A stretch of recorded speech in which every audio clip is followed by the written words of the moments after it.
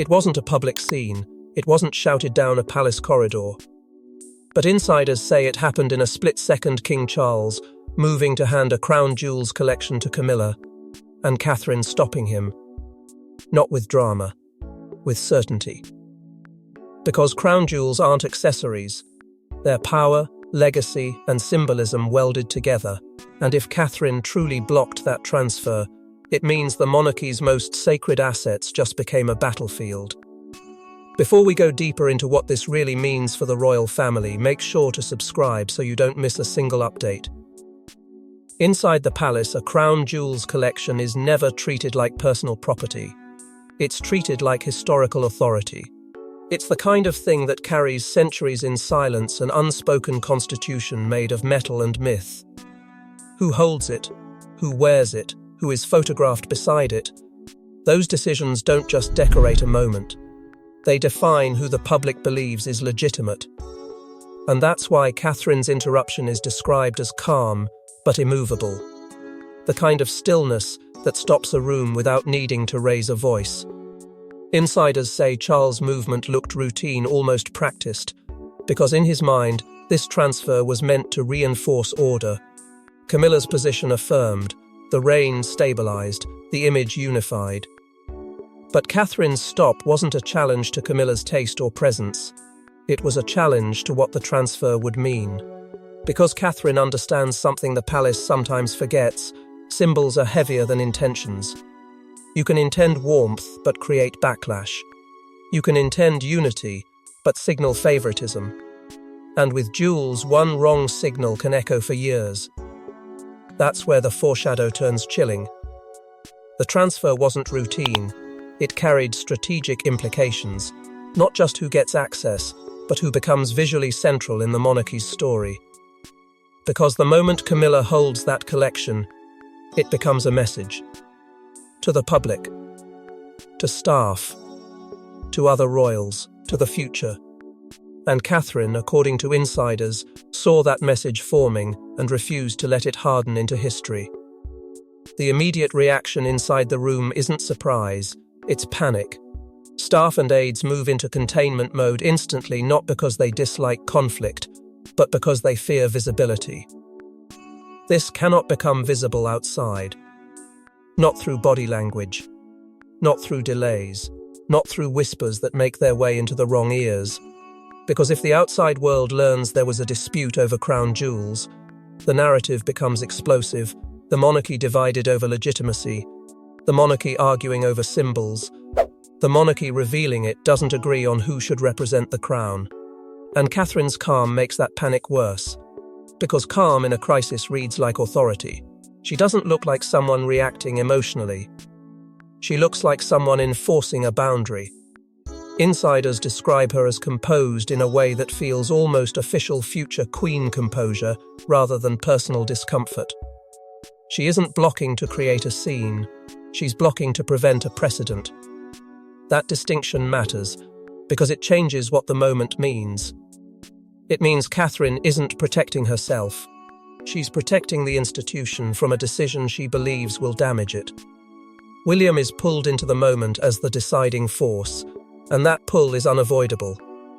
Because when a king moves to hand power symbols to his consort and the future queen steps in to stop it, the entire monarchy's timeline suddenly appears in one room.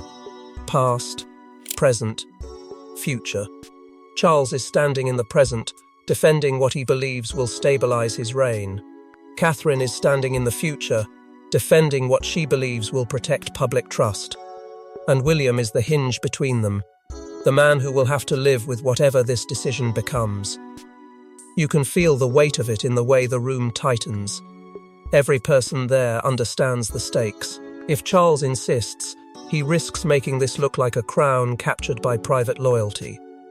If Catherine holds firm, she risks being framed as obstructive or controlling. If William chooses a side openly, he risks turning a contained moment into a family fracture. But if he avoids choosing, the palace risks looking directionless. That's why insiders describe William as the pressure point, because his silence is a decision, and his words would be a declaration. Then the cliffhanger arrives in the most dangerous form. Catherine hints there's a rule or promise being violated. Not a vague complaint, not a personal preference, a boundary. Something agreed upon, something respected until this moment. And the hint lands like a warning shot, because it suggests the issue isn't should Camilla have jewels. It was Charles about to break something the monarchy considers sacred. If Catherine is invoking a rule, it means she believes she has the moral and institutional right to stop him. That's the moment the entire story turns. Because once rules are invoked, the fight stops being about entitlement and becomes about authority. Who decides what these symbols mean? Who decides what the late Queen intended? Who decides what must be protected for the future? And if Catherine is prepared to cite a promise, it means she's not negotiating style, she's enforcing principle. And when Catherine reveals what rule Charles was about to break, the question shifts from who deserves the jewels to who has the right to control the monarchy's future. To the public, crown jewels are glittering history. But inside the palace, they function like a silent constitution deciding rank, legitimacy, and who looks like the face of the crown. That's why Catherine's refusal isn't just personal, it's structural, because handing a major collection to Camilla doesn't just change who wears them, it changes who the public believes holds authority. And Catherine knows images can rewrite hierarchy faster than law ever could.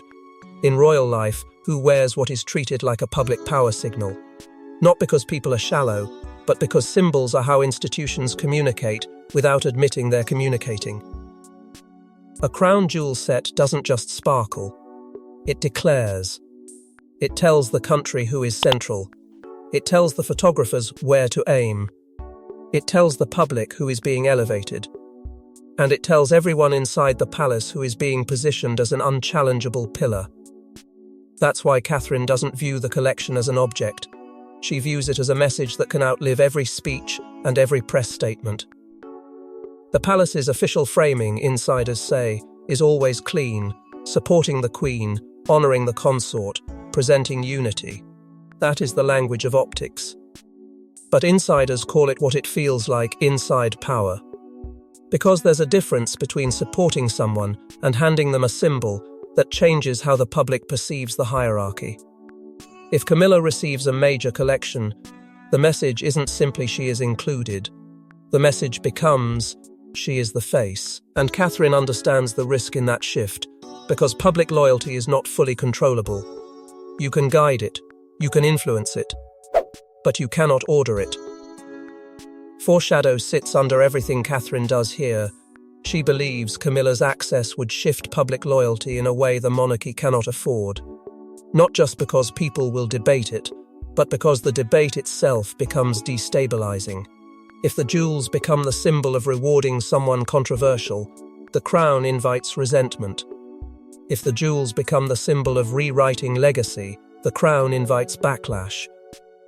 And if the jewels become the symbol of private loyalty over public trust, then the crown's legitimacy suffers a wound it can't heal quickly. That's why Catherine's instincts are focused on protecting the institution from a divisive symbol. She isn't blocking Camilla as a person. She's blocking a signal she believes will intensify division. And the irony is that the palace, trying to project unity, could actually create the opposite by forcing a symbol too heavy for the public mood to accept. Catherine understands the public in a way many inside the system don't. Because she has lived under scrutiny and survived it by respecting one rule: never underestimate what people feel in their gut. People may not know protocol, but they know when something looks forced. William recognizes the long-term risk to his future reign, and that recognition changes his silence. Because this isn't just about today's headlines, it's about tomorrow's stability. The crown doesn't pass to William with a clean slate, it passes with whatever resentments and loyalties have been built in the public mind. If Camilla becomes visually synonymous with authority through jewels, it can complicate William's own legitimacy later, not in law, but in emotion. And emotion is where monarchies win or lose trust. William may not say that out loud, but insiders suggest he feels it immediately A symbol misused now becomes a problem inherited later. The tension grows because the palace's language keeps trying to minimize what is happening. It's just a collection. It's just for appearances. It's simply supporting the Queen. But Catherine knows just doesn't exist in monarchy. There is no just when something changes public perception. There is no just when a major symbol moves hands. And that is why her refusal doesn't look like stubbornness. It looks like stewardship. Like someone refusing to let the institution trade long-term trust for short-term optics. Then comes the detail that turns suspicion into something sharper. A private inventory list is referenced, names attached. Not a vague idea of the jewels, but a specific list, a documented plan of who gets access to what and when. The existence of a list implies intention. It implies strategy. It implies that this was not a spontaneous gesture. It was a planned transfer with political weight. And when Catherine hears that such a list exists, it confirms her fear. The move wasn't meant to be temporary or symbolic. It was meant to recenter authority. Because if names are attached, then someone has already tried to formalize influence through jewelry. Someone has already tried to turn symbols into structure. And Catherine understands instantly that this isn't just a moment of choice, it's a blueprint being activated. And when that inventory list is mentioned, it becomes clear this wasn't a gift, it was a transfer of influence. Insiders say Camilla didn't see it as a request. She saw it as a correction, her position finally being treated as fully legitimate. Because in her mind, the jewels aren't just tradition, they're recognition. And when Charles moved to hand them over, it was supposed to seal that recognition. But Catherine stopping it turns recognition into rejection. And rejection, in royal life, doesn't stay private. It becomes war. Camilla frames the transfer as standard consort privilege, the kind of thing that shouldn't even require discussion. That framing matters because it reveals how she sees the moment, not as a favor, but as a right. A symbol that tells the world she has fully arrived. And that's why Catherine's intervention lands like humiliation, even if Catherine's tone is calm. Because when you believe you're being affirmed, and someone blocks that affirmation, it doesn't feel like disagreement, it feels like someone publicly questioning your legitimacy. Foreshadow sharpens the tension further. Camilla believes withholding the jewels is undermining her role. Not just limiting access, but limiting authority. She hears Catherine's boundary as a message. Whether Catherine intends it or not, you don't get to use the crown's most powerful symbols to secure acceptance. And Camilla understands the brutal truth of monarchy: acceptance is everything. If the public doesn't accept you, the institution becomes unstable. So in her mind, the jewels aren't vanity, they're armor. They're protection. They're a way to stand in the role without constantly being doubted. That's where the emotional tension becomes combustible. Camilla wants public validation. Catherine fears public backlash. Camilla sees the jewels as a tool to reinforce status. Catherine sees them as a spark that could ignite division. Both are thinking about the public, but from opposite directions. One believes symbols can force legitimacy into place. The other believes symbols can expose the fault lines the palace has been trying to hide. And when those two beliefs collide, the room becomes smaller, hotter, more dangerous. Charles tries to keep peace, but triggers conflict by doing what kings often do in private crises. He moves forward, as if the institution's authority will settle the issue. He leans on tradition, on protocol, on the idea that a consort receiving these symbols is simply part of the system. But Catherine leans on consequence. She isn't arguing fashion or preference. She's arguing impact. And in that moment, tradition and consequence become opposing forces, each claiming to protect the crown. Staff notice Camilla's mood shift, controlled but sharp. That shift is what terrifies the room. Because a controlled mood is not a calm mood.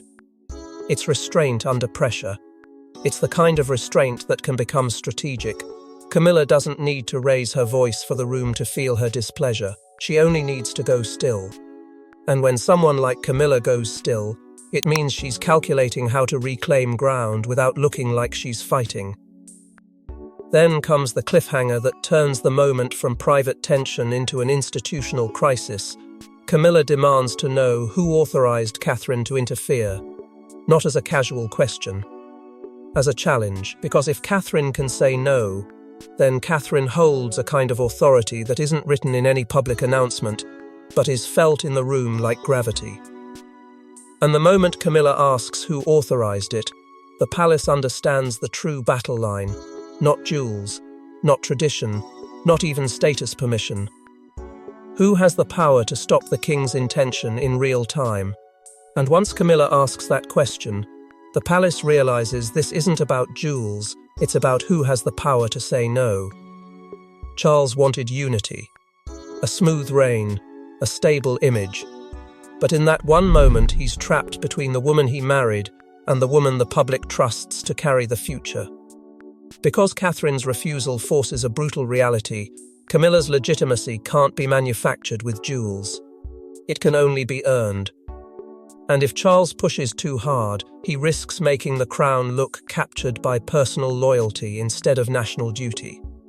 Charles argues tradition because tradition is the crown's safest shield. He believes the system should be respected, followed, upheld. But Catherine argues consequence because she knows the modern monarchy doesn't survive on rules alone, it survives on perception. And perception can turn vicious when people sense entitlement. Catherine's composure reads like future queen authority, not emotional resistance. That composure changes everything, because it signals she is thinking beyond this moment. Beyond Camilla. Beyond Charles. Toward what the monarchy will inherit if this decision backfires. Foreshadow thickens as Charles fears appearing weak to Camilla's camp. If he bends too quickly, he risks humiliating Camilla and triggering retaliation. If he insists too hard, he risks damaging Catherine's standing and inflaming public suspicion. Either direction creates an enemy. And in the middle of that tension stands William, the silent pressure point, the man whose future will absorb the consequences of today's choice. Staff scramble to prevent leaks about the clash because they know what a leak would mean, proof that the monarchy is divided over symbols of legitimacy, proof that the king can be challenged internally, proof that the future queen is drawing lines, proof that the consort is fighting for validation. And no matter who wins, the public would read it as instability. Then Charles makes the move that turns this into a generational crisis. He privately asks William to back him. Not publicly. Not with speeches. Quietly. Where it matters most inside the family. A request that forces William into the one position he hates, choosing between present loyalty and future survival. Choosing between his father's authority and his wife's instincts. Choosing between the crown he will inherit and the peace he wants to protect. And when Charles asks William to choose, the crisis becomes generational because the future of the crown is now arguing with the present. What if Catherine didn't stop Charles out of jealousy, but out of obligation? Insiders whisper that a rule exists unwritten to the public, but sacred inside the family, about which jewels can never be used to validate a controversial figure. And the shadow over that rule is Diana.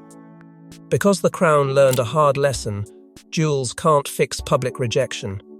They can only intensify it. And Catherine remembers that lesson too well. The rule is described in the palace the way the most powerful rules always are, never formally announced, never printed for the public, but treated like a moral boundary everyone understands. A never-again line tied to public trauma and Diana's legacy. The crown has survived many storms, but the Diana storm taught it something brutal. The public doesn't forgive the appearance of manipulation. And when jewels become the tool of that manipulation, the backlash isn't about gemstones, it's about trust. It's about feeling lied to. It's about feeling like the institution is forcing a story, rather than earning belief. Foreshadow hangs over Catherine's instincts, because she believes certain pieces belong to the future queen, not the consort. Not out of entitlement, but out of continuity. Out of the idea that some symbols are meant to live with the next era, not be used to stabilize the present one. Catherine's fear isn't that Camilla will wear them once, it's that once those pieces are used to validate a contested image, they become permanently tied to that controversy in the public mind, and there are symbols you cannot afford to contaminate. William's grief history sits under the moment like a silent engine. He doesn't need to say Diana's name for it to influence the decision. The loss shaped him, and everyone around him knows it. Catherine knows it. Charles knows it. And that's why the emotional conflict in the room is sharper than anyone wants to admit. Because bringing up Diana even indirectly forces Charles to feel old pain and old criticism. It forces Camilla to feel old resentment from the public. And it forces William to feel the crack between family loyalty and national memory. Charles, insiders suggest, resents being reminded of past pain because it implies his reign is still haunted by what came before. It implies that the monarchy's most sensitive symbols still carry the shadow of the old wounds. He wants unity, but unity built on Diana's ghosts is not comfortable. It's combustible, and Catherine's refusal, framed as obligation to a boundary, makes Charles feel as if he's being judged for trying to stabilize his present through symbols tied to the past. Then comes the cliffhanger that changes the entire meaning of Catherine's no. Catherine cites a promise made to the late Queen, not a public vow, not a ceremonial phrase, an internal promise that functions like a lock on the vault. And if that promise exists, it means Catherine isn't acting on opinion. She's acting on a boundary that traces back to the highest authority the family had until recently. The vault becomes more than storage. It becomes the symbol of who controls the monarchy's narrative, who decides what the public will be asked to accept, and what the monarchy will refuse to force. And when Catherine invokes that promise, Camilla realizes this isn't just Catherine's opinion, it's the late Queen's boundary. The palace doesn't fear conflict. It fears conflict becoming public. And insiders say once Catherine stopped the transfer, the machinery of containment kicked in, instantly tightened access, whispered instructions, controlled messaging. Because if the world learns the jewels were disputed, it confirms what the public already suspects: the monarchy is divided. And division is contagious. So the palace moves fast not to solve the problem, but to control the story. The shift is immediate and unmistakable. No phone's energy, restricted movement, tightened briefings. The kind of quiet enforcement that tells you the institution believes it's standing on a cliff edge. People are reminded of confidentiality as if they've forgotten it. Doors close faster. Conversations move into smaller circles. The palace doesn't just contain information, it contains atmosphere. Because atmosphere is what leaks first. A tense corridor becomes a rumor, a delayed schedule becomes speculation, and speculation becomes a headline. Foreshadow darkens because someone threatens to leak if Catherine holds firm. In the palace, leaks are not always accidents, they're leverage. The implication is chilling: if Catherine refuses to bend, someone will make the refusal public, framing it as rebellion, as humiliation, as evidence of family fracture. And once that story exists, Catherine becomes vulnerable. Charles becomes cornered. Camilla becomes either the victim or the villain, depending on who controls the narrative. The leak threat turns a private boundary into a public weapon. Camilla's camp prepares a narrative of routine planning, because routine is the palace's favorite disguise. They want any disruption to look administrative, not emotional. But Catherine refuses spin. She demands clarity and rule adherence.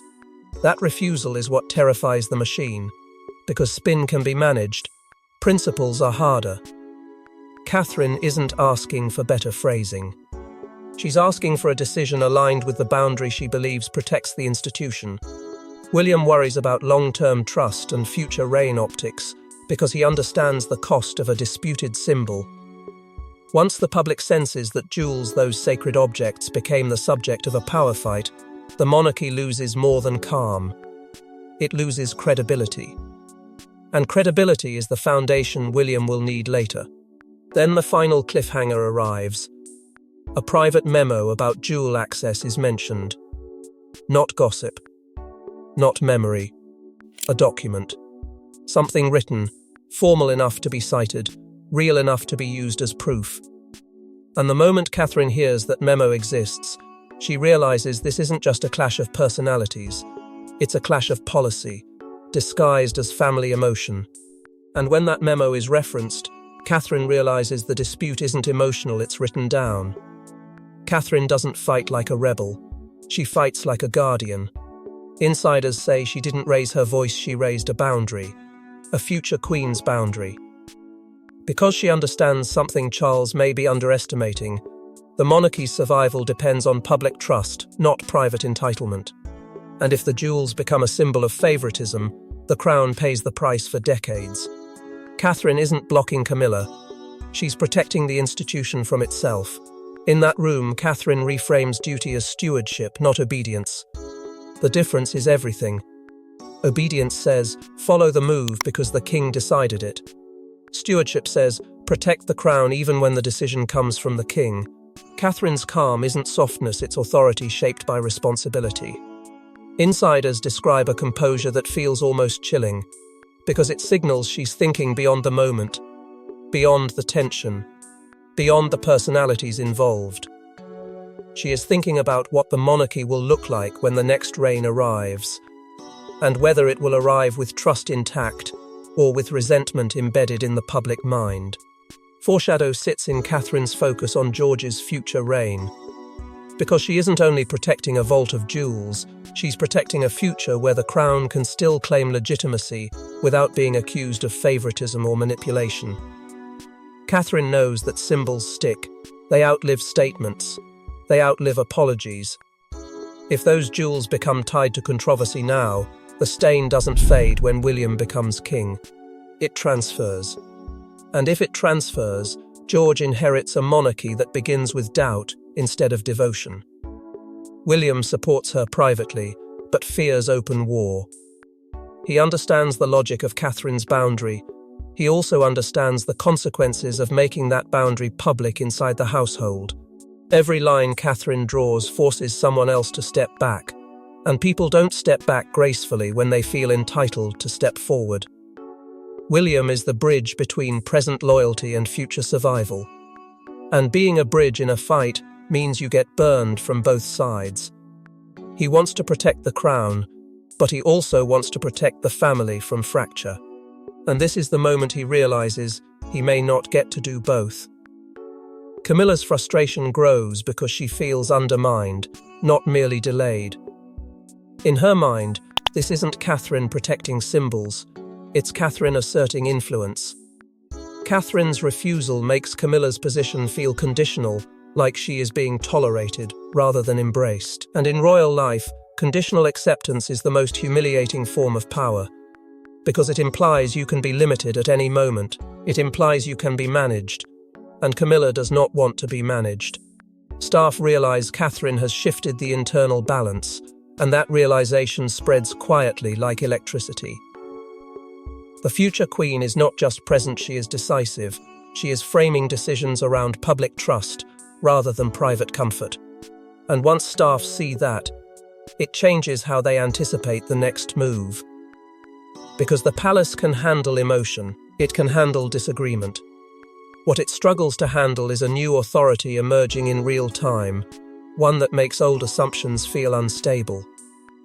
Then the cliffhanger lands with the force of a policy decision disguised as calm. Catherine proposes a new protocol that limits Camilla. Not a punishment, not a public humiliation, an institutional boundary. A structured rule about access, use, and symbolism, the kind of protocol that doesn't insult anyone openly, but changes everything quietly.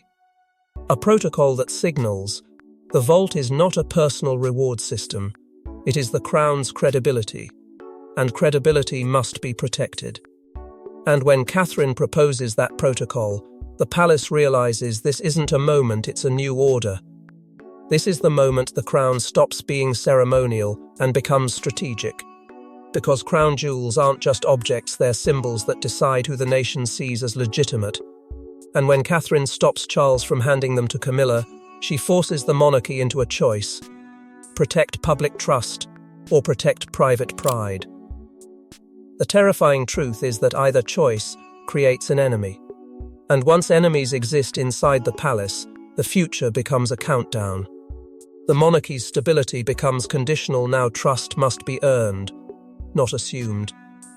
Camilla faces three outcomes: accept limits and preserve surface peace, retaliate quietly through influence and pressure, or escalate and risk turning a private clash into a national legitimacy fight. Charles must choose between personal loyalty and institutional survival, and that choice is brutal because whichever path he takes will be interpreted as a confession. If he insists, it looks like favoritism. If he yields, it looks like weakness. If he delays, it looks like division. The emotional climax sits with William, because he will define what unity means going forward. Unity as obedience, or unity as stewardship with boundaries? William understands that the future reign cannot be built on manipulated symbols. It has to be built on trust. But he also knows trust collapses quickly when a household appears to be fighting over sacred assets. So he tries to hold both truths at once, and that effort is exactly what makes him look haunted in moments like this, because there is no clean solution, only controlled fallout. Then the final twist threatens to detonate everything. The memo or inventory list may leak publicly. If it leaks, it proves intention. It proves this was planned. It proves names were attached, protocols were discussed, power was being mapped. And once the public sees that, the Crown loses the ability to say this was misunderstood. It becomes a story about a monarchy managing legitimacy through objects, not earning legitimacy through trust. And the cliffhanger is as cold as it is inevitable. The vault is still locked, but the war has started. Not a loud war. A palace war. A war of access, boundaries, loyalty, and strategy. A war where the next move won't be made for cameras, but for control. Because once the jewels become disputed inside the palace, the monarchy stops being tradition, it becomes a power struggle. Thanks for watching. Please don't forget to like and subscribe, and we will see you in next one.